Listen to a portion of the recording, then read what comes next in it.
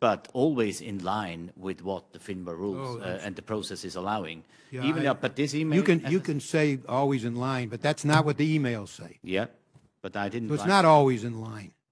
And the question is, you were reported as being extremely happy if that favor were granted. And my question to you is whether or not you talked to Mr. Bogley about this before he asked his colleague for that favor. That's my question.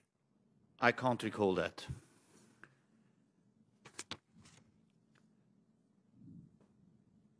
Now, Mr. Schaefer, are you familiar with the bank's account for Client 5? And how the bank showed $8.5 billion in NNA for 2012 as a result of Client 5? Yes. Did you ask your deputy to take a careful look at the fourth quarter NNA recognition by Client 5? Yes. The next step was for him then to get the head of finance, Carlos Onis, to review it. Is that correct? Well, yes. As Mr. Meister said, we have a process specifically there's two parts of the process, Senator Levin. The first part is that we have an independent committee that looks at classification of NNA as a whole. The second piece of the process is for larger transactions, specifically $500 million or above, that their findings have to be reviewed and signed off by the finance organization. Carlos Onis is the CFO of the Americas for Credit Suisse. Mm-hmm. Okay, continuing now,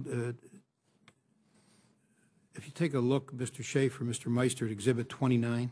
Mm-hmm.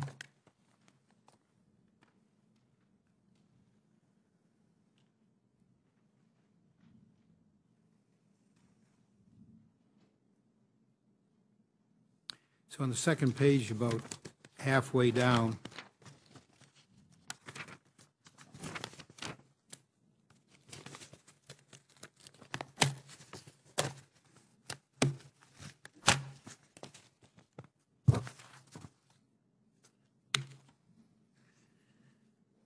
the email indicates that, quote, Carlos asks for further detail with regards to the revenues. And then on the first page, Mr. Blunch